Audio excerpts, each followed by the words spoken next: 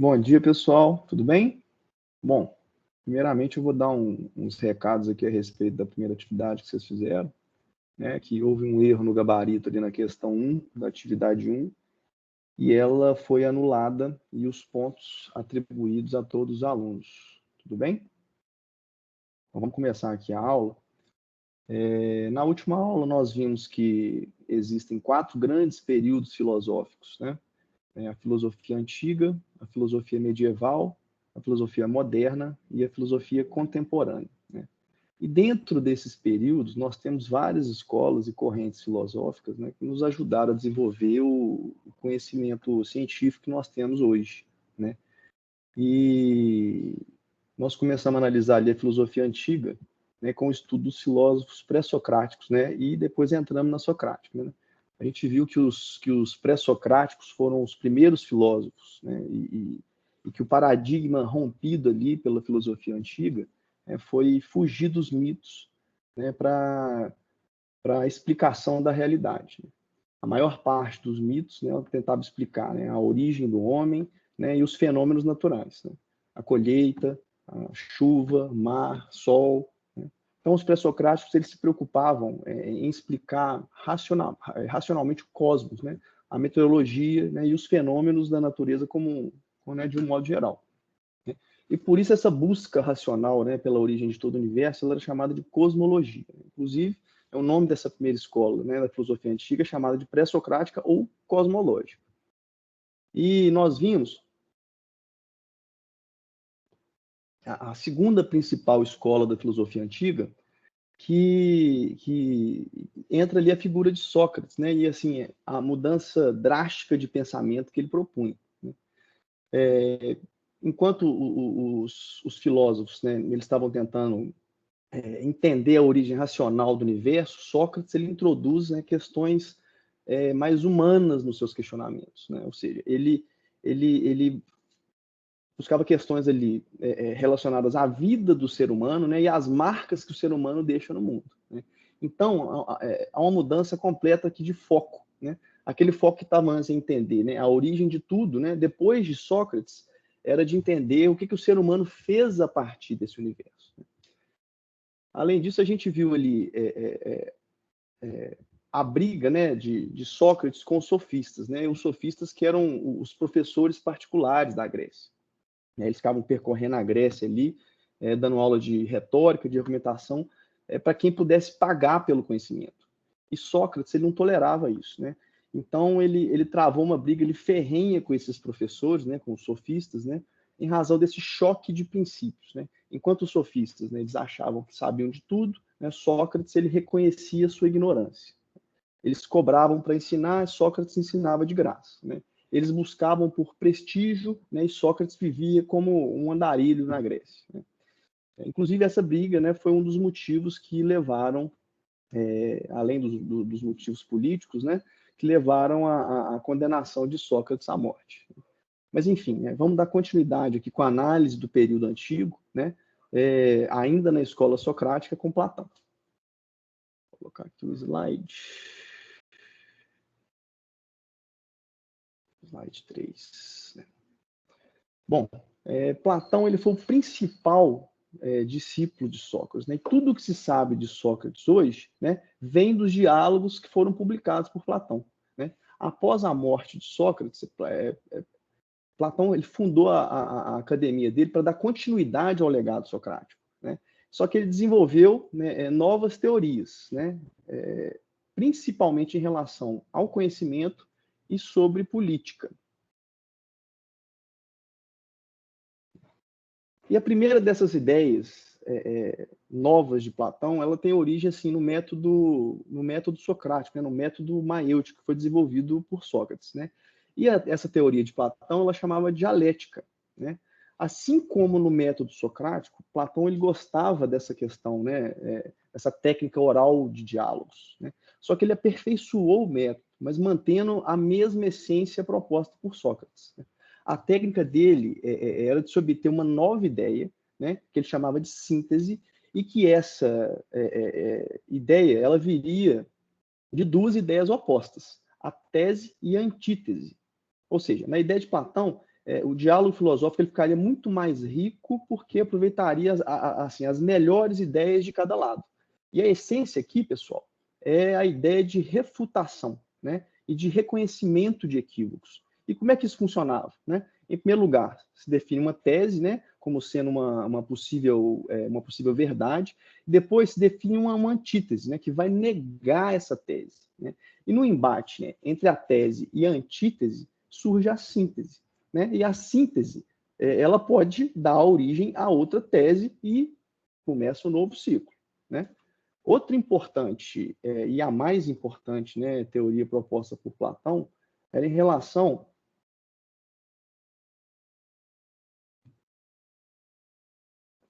à origem do conhecimento, né? Platão ele separava o mundo material do mundo imaterial, né? O mundo material seria imperfeito, né? Enquanto o mundo imaterial, né, que é o mundo das ideias, seria perfeito. E nesse mundo das ideias, nós teríamos ali a essência das coisas, né? O conceito dos objetos, ou seja, é um mundo que antecede a realidade, né? É como se fosse o mundo do planejamento. Já o mundo sensível, né, que é o mundo material, seria a realidade que a gente vive, né? Ou que a gente pode captar com os nossos 5 sentidos, né? E para Platão, o conhecimento só pode vir do mundo das ideias, né?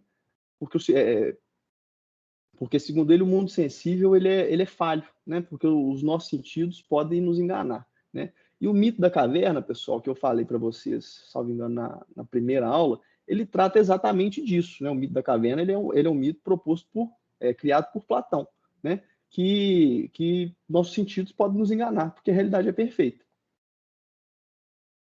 E depois de Platão, a gente tem Aristóteles, né? A escola sistemática com Aristóteles. Aristóteles ele foi o discípulo de Platão e ele fez uma espécie de sistematização geral, né, e uma classificação ali da filosofia que foi desenvolvida até então, desde o início da filosofia antiga até lá, né? Mas é bom a gente esclarecer uma questão muito importante, né? O conceito de filosofia aqui no período antigo, ele é amplo, né? Ele é muito diferente do conceito que a gente tem hoje, né? O que a gente conhece hoje de filosofia é um ramo específico, né? E se a gente colocar lá na época, não era só aquilo, né? Os filósofos e os pensadores da filosofia antiga, eles se dedicavam ao conhecimento de uma forma geral. Então, eles estudavam e tinham uma formação ampla, baseada em matemática, astronomia, música, né, retórica, ciências da natureza, né? E tudo isso era chamado de filosofia.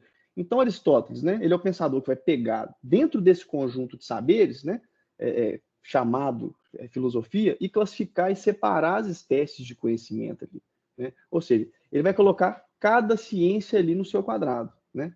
E além disso, né, e mais importante da questão de Aristóteles, é que ele rompeu com o período socrático, discordando da ideia de Platão, né, que afirmava que o conhecimento vinha do mundo das ideias. Ou seja, ele propôs que o conhecimento necessariamente vem do mundo material, que o conhecimento necessariamente vem da nossa experiência e dos nossos 5 sentidos, né? Ele queria, então, trazer um caráter mais realista para a filosofia. E aí, como a gente vai ver mais adiante, né, o pensamento de Aristóteles ele teve um peso na filosofia moderna, né? Sobretudo ali. Nós vamos ver que Platão e Aristóteles, né, para os filósofos modernos, e dentro da modernidade, né, no embate entre os racionalistas e os empiristas. Beleza, pessoal? Então, logo em seguida ali, né, ainda no período antigo da filosofia, a gente tem a escola helenística. Tem alguém? Não tem, não. A gente tem a escola helenística, né? E esse período, ele consiste ele consiste no momento em que Alexandre o Grande começa a expandir o Império Macedônico pelo território grego, e ele também anexa outros territórios, né? E nisso tem um movimento ali de levar a cultura grega a outras partes da Europa, né? Então, a Grécia deixou de ser o centro cultural do mundo filosófico e passou também a participar, né, desse intercâmbio ali cultural com outros povos. E aqui, após a sistematização feita por Aristóteles, né, a produção filosófica ela passa a se preocupar não com matemática, ela passa a se preocupar com uma doutrina de vida, com doutrina voltada para o bem viver, né? Como que seria uma vida plena, como que seria uma vida feliz. Então, nesse período, a gente tem pensadores que eles não estão mais preocupados com conhecimento ou origem de tudo, né? Mas eles estão preocupados com questões práticas do cotidiano,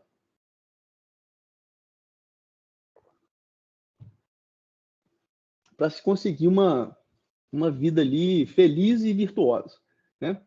E dentro do helenismo, pessoal, a gente tinha ali 5 correntes filosóficas, 5 correntes não, 5 pensamentos, né? Que são os epicuristas, os estoicos, os céticos, os cínicos e os neoplatonistas. Vou colocar aqui a filosofia helenística. Então a gente vai fazer um apanhado geral aí, só para nós termos uma ideia de cada uma dessas correntes e falar aí sobre os principais pensadores de cada um. Primeiro, os epicuristas, né? Os epicuristas, eles foram liderados pelo grego Epicuro, né? E que a principal ideia dos epicuristas era de que as pessoas só conseguiriam a plenitude, né, e a boa vida quando estão tranquilas, né? Sem medo e buscando por prazeres moderados, né? Eles chamavam essa busca de prazeres moderados ali de hedonismo. Já o segundo grupo, os estoicos, né?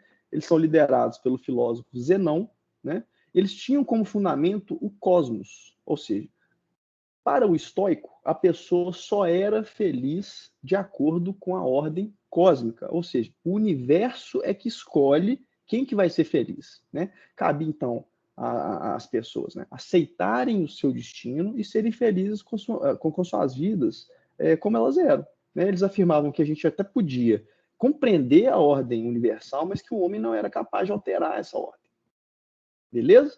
E outro pensamento helenista é o dos céticos. Os céticos, o próprio nome fala, né? O ceticismo ele foi uma doutrina inaugurada por Pirro, né? O grego Pirro, e eles defendem a ideia de que o homem deve abandonar todas as certezas e sempre manter o estado de dúvida, né? Porque a verdade é inalcançável. E no período helenista a gente também tinha os cínicos, né? E os cínicos eles pensavam exatamente o contrário, né, do pensamento epicurista, né? Aqui houve uma espécie de intercâmbio cultural com a Índia, né? E os pensadores eles buscavam a felicidade na vida simples, na vida sem emoções. Eles defendiam que o homem ele deve rejeitar absolutamente todos os desejos de riqueza, de fama, de poder político, né? Aqui bastavam, então, as necessidades naturais do homem, só as necessidades fisiológicas do homem, comer, beber, dormir. E dentro do cinismo, pessoal, a gente tem a figura aqui de Diógenes, né? Ele foi um pensador helenista que ficou muito famoso porque ele abriu mão de tudo que ele tinha para virar um mendigo, né? Ele acreditava que a virtude e a felicidade, né, elas estavam somente na pobreza e no silêncio. E eu trouxe aqui, além dessa foto do Diógenes, esse quadro eu trouxe aqui essa escultura de bronze que retrata um dos momentos mais famosos da filosofia, né? Foi o dia que o imperador Alexandre o Grande ele chega na frente de Diógenes, né? Depois de ouvir que ele era um homem muito sábio, ele pergunta para ele, né? O que ele poderia fazer para ajudar, já que o Diógenes estava ali, né, no chão como um mendigo, né? E Diógenes responde para ele, pede para ele sair da frente, né? Porque ele estava tampando a única coisa que ele queria, que era a luz do sol. Então, Diógenes foi uma figura muito emblemática do helenismo e desse período cínico, né? E por último, pessoal, nós temos o neoplatonismo, né? que ele não é bem uma corrente helenista, né, mas ele é um pensamento ali de transição muito importante, né, para a constituição da filosofia cristã que surgiu ali um pouco antes da Idade Média, né. Aqui é que começa a se deixar um pouco a racionalidade de lado para utilizar os primeiros preceitos do cristianismo, né, por volta ali do século II depois de Cristo. Aqui a religião cristã ela já existia, né, mas ainda não era uma religião oficial dentro do Império Romano, né? O neoplatonismo ele é uma corrente de filósofos que se dedicava a estudar, a interpretar as obras de Platão, né, mas dentro ali de uma concepção religiosa, né? E como Platão deixou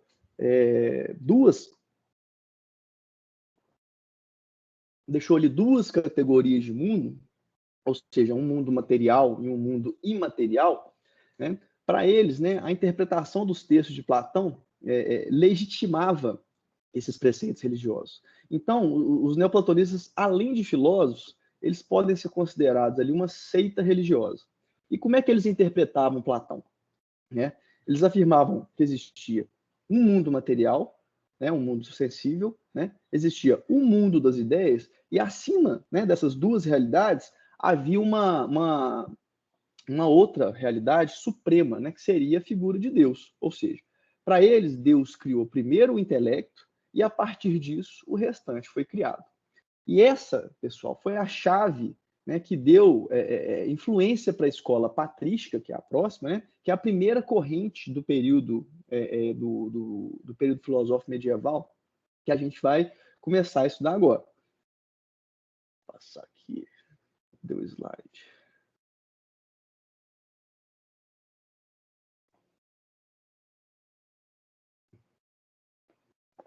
Escola medieval. Slide 10. Então, pessoal, depois do neoplatonismo, né, entra o período medieval, né, que é o segundo grande período filosófico.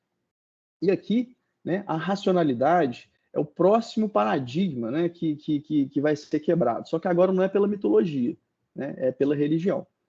A filosofia medieval ela é normalmente dividida em duas escolas, né, a escola patrística e a escola escolástica. E, em resumo, a patrística, né, ela focou ali somente na disseminação dos dogmas associados, né, ao cristianismo, e a escolástica, né, que ela ocorre mais assim ao final do período medieval, ela volta um pouco o racionalismo, né, tentando explicar a existência de Deus,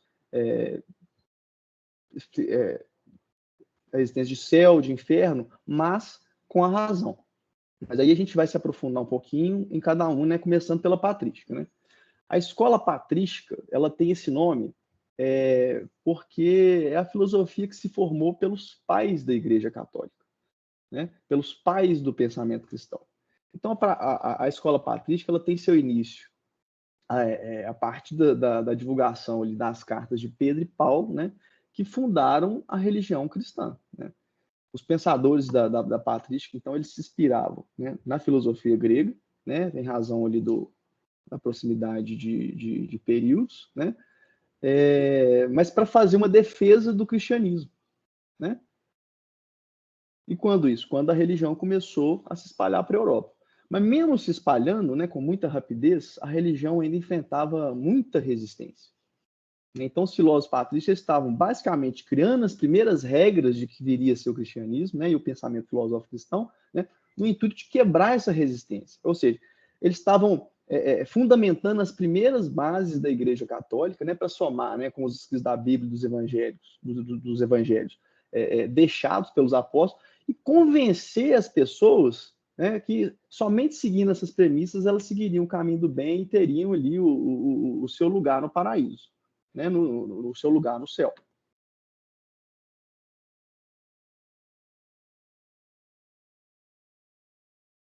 E o principal nome da patrística é o Santo Agostinho, né? Ele foi um frade, né, que deixou as primeiras grandes obras ali relacionadas ao pensamento grego, né? E como é que isso aconteceu? Né? Por volta dos seus 30 anos, Agostinho, que era um estudioso de filosofia grega, ele se aproximou do maniqueísmo, né, que é uma doutrina religiosa que entendia, né, que o mundo era dividido entre bem e mal. Né? Então, Agostinho, então, ele escreveu, né, sobre o bem e mal, tentando resolver um grande paradoxo da época, que era a onipotência e a benevolência de Deus sobre o mal. Né? Ele afirmava que Deus, né, é o único caminho possível para o bem, e indicava o livre-arbítrio, né, dado por Deus como caminho em direção ao mal. Né? Ou seja, você tem as premissas ali dadas pela Bíblia, né? Aí você tem que escolher seguir ou não, mas se você for por outro caminho, de acordo com o livre-arbítrio, você pode, né? Você vai seguir o caminho do mal. Né? Mas como a gente pode ver, né, a escola patrística, ela se preocupava mais em converter as pessoas, né, com os dogmas cristãos, do que propriamente a obtenção de conhecimento. Né? E isso teve consequências. Né? Após a queda do Império Romano, né, a Europa viveu a famosa Idade das Trevas. Né? E foi um período no qual não se alcançou quase nenhum desenvolvimento científico. Então, o afastamento, né, do racionalismo grego começou a ser repensado, né? Porque a forma com a qual a escola patrística estava fazendo, né, com foco exclusivo ali na religião, estava afetando diretamente o desenvolvimento científico. Né? O que resultou na criação da escolástica, né? Mais ou menos ali 9 séculos depois, no século XI depois de Cristo. Né? Aqui nós temos uma filosofia constituída por padres, né? Mas que estavam no movimento aí de criação das primeiras escolas e universidades cristãs. A igreja pensava que era necessária a formação em massa, né, das pessoas com conhecimento amplo sobre o cristianismo, né, com uma base filosófica mais racional e teológica. Então a igreja ela fundou essas escolas para que os futuros padres pudessem atuar no sacerdócio, mas também fomentar um movimento de pesquisa filosófica, né, em prol da igreja, obviamente. Né? E tem um fator interessante. Além da teologia e da filosofia, a formação desses padres ela foi composta por 2 elementos, né? 2 grupos, né? O trívio e o quadrívio. O trívio, que era o ensino de gramática, lógica e retórica, né? E o quadrívio, que era o ensino, né, aos padres filósofos da aritmética, da geometria, né, da astronomia e da música. Né? Portanto, a coisa aqui ela muda um pouco, né? Não é só pregação e conversão de pagãos. Né? Aqui tem uma alta carga de religião, né, como essência filosófica, mas inicia também, né, a faísca da razão. Né? E dentro da escolástica, a gente tem aqui como principal pensador o São Tomás de Aquino. Né? O São Tomás de Aquino ele foi discípulo, né, de Alberto Magno, em uma das universidades, né, criadas pela Igreja Católica, né? E Alberto Magno ele foi um frade, né, dominicano, né, defensor, né, de que os padres deveriam necessariamente recorrer ao estudo da ciência e da natureza, da matemática, e ele, com isso, ele inspirou São Tomás de Aquino. Né? Então, Tomás de Aquino, né, ao contrário da escola patrística, ele reuniu ali obras de Aristóteles, né, almejando um estudo de ciências naturais, né, mas sempre conciliando esse estudo com a fé cristã.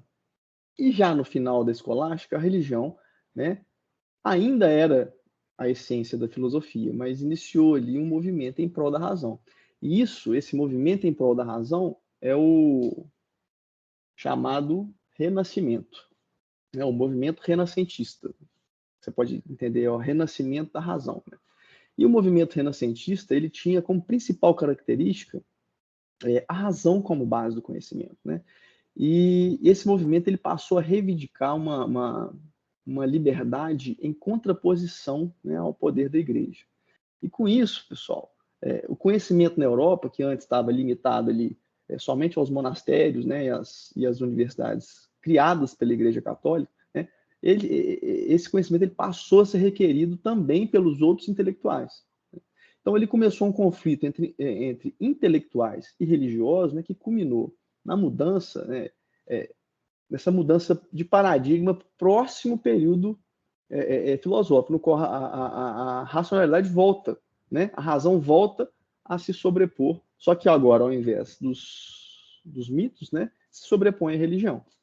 E começa ali o período moderno, né, que é o terceiro grande período da filosofia, né? O pensamento filosófico moderno, ele começa, né, com o pensador Maquiavel. Na verdade, não especificamente com ele, né, mas com o Renascimento, né? Como a gente viu no período renascentista, é uma transição ali entre o medieval e o moderno. E Nicolau Maquiavel, ele foi o filósofo político responsável por inaugurar essa era renascentista. E como é que ele fez isso, né? Ele escreveu uma obra chamada O Príncipe, a famosa obra O Príncipe, né? Em que ele vai fazer uma defesa do que seria um pensamento, né, monárquico e político, mas sem usar absolutamente nada de religião. Ele, em momento algum, recorre à figura divina ou à religião. Então, ele rompe, né, o paradigma da fé para renascer com a racionalidade, né? Pela primeira vez surge, então, uma teoria política, né, depois da Idade Média, que não utilizava a premissa de que o governante foi colocado ali pela vontade de Deus, né? Além do Maquiavel, né, e dessa característica da não utilização da religião, tem uma outra transformação ali no período renascentista que foi muito importante ali para essa mudança de paradigma, que foi a invenção da prensa de tipos móveis, né? A prensa de tipos móveis é um equipamento, né, que mecanizava o processo de impressão, tanto de folhetins de circulação, né, que eram os jornais da época, quanto de livros inteiros, né? Porque antes disso, tudo que era escrito era manuscrito, era escrito à mão. Ou seja, a gente pode considerar que esse é o marco inicial da imprensa, né? Além da possibilidade da replicação de livros em grande escala, né? Isso é importante por quê? Porque começa uma disseminação de publicações e isso estimula, né? Pelo menos dentro ali das classes dominantes, da nobreza, da burguesia, do clero, né?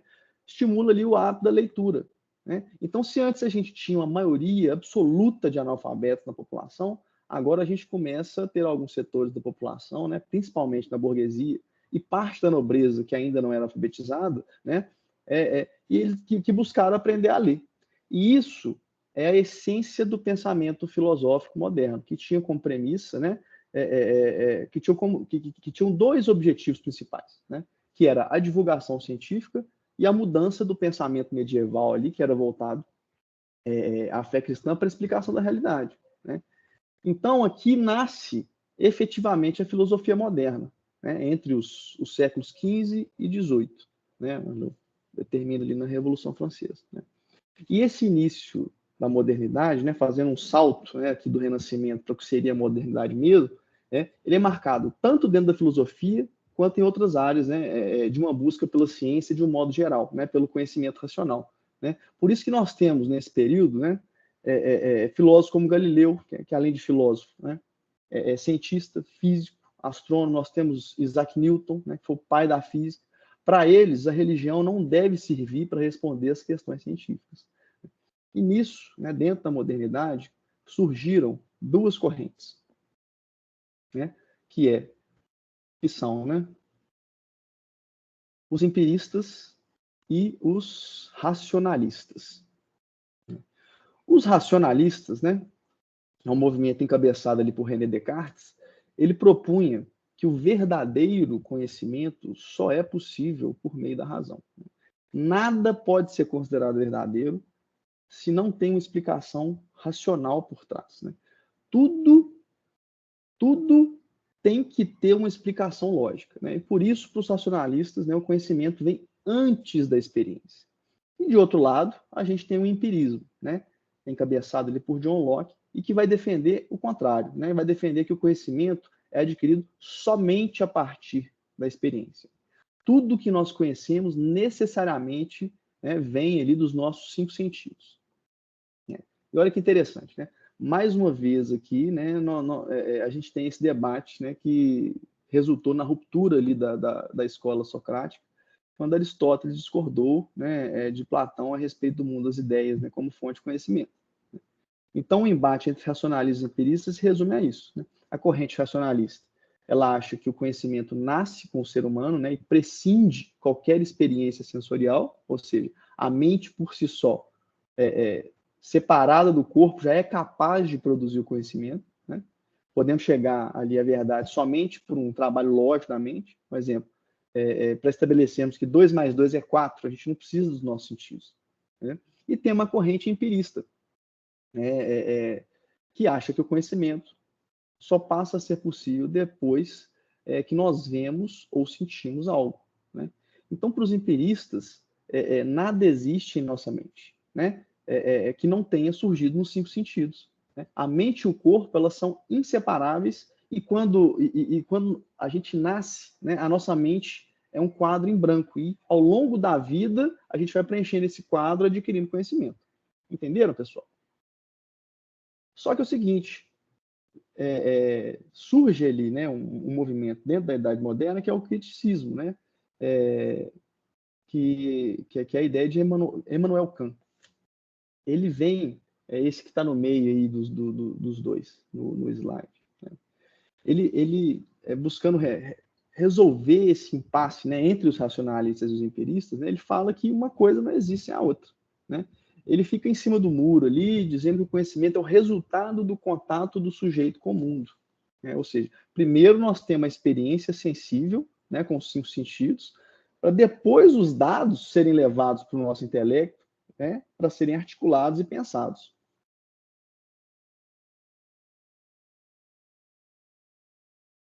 Mas, de todo modo, pessoal, independentemente, né, desse debate, a gente vê que a religião ela não é sequer cogitada em nenhuma das correntes, né? Aqui agora o debate ele fica em torno do conhecimento humano e da valorização da razão. E com isso, né, os grandes pensadores, empiristas ou racionalistas, eles passam a tentar aí, construir modelos de sociedade, né, e o estudo da política, né, fica mais relevante, né? Surgem ali, né, os grandes modelos de sociedade, como o contratualismo, né, como o surgimento do liberalismo, com os iluministas, mas isso, pessoal, vai ficar para a próxima aula, que a gente vai finalizar ali o período moderno, né, que encerra com a Revolução Francesa, e dar início ali ao período contemporâneo. Tudo bem? Então, um grande abraço para todo mundo e bom final de semana.